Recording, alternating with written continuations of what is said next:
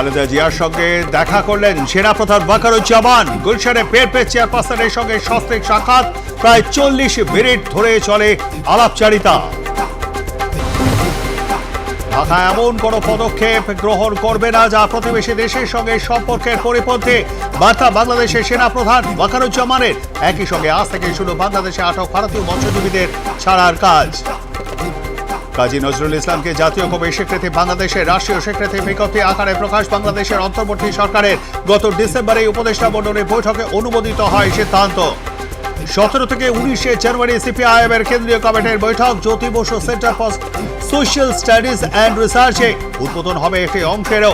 সেই অনুষ্ঠানে অংশ নিতেই আসছেন রেজওয়ানা বন্যা চৌধুরী।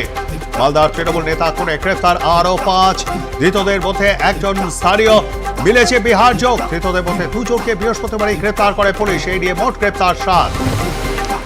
ডিএমএসপির অপদার্থতার জন্য আবার এক কর্মী আজ মার্ডার হয়ে গেল। বিএসএফ বর্ডাতে লোক ঢোকাচ্ছে, আপনারা কেন কোনো প্রতিবাদ করেনি? ক্ষোভ মুখ্যমন্ত্রী মমতা বন্দ্যোপাধ্যায়। বিএসএফ বর্ডাতে লোক ঢোকাচ্ছে, বিএসএফ এর ভূমিকা নিয়ে ক্ষুব্ধ মমতা বন্দ্যোপাধ্যায়। জঙ্গিদের রাজ্য পুলিশই ধরেছে। ডায়মন্ড হারবার থেকে বিএসএফ এর বিরুদ্ধে সরব অভিষেকও।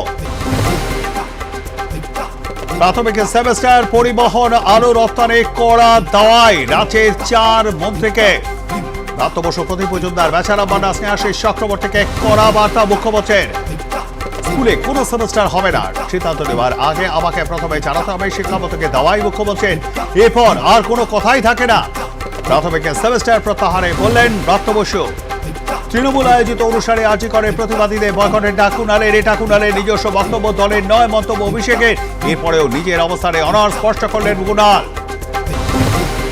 বাংলা দল ভারত সেরা হয়েছে, ভালো ট্রেনিং পেলে রায় বিশ্বকাপ খেলবে। স্পোর্টস ডিপার্টমেন্টের তরফে ওদের চাকরির ব্যবস্থা করা হোক।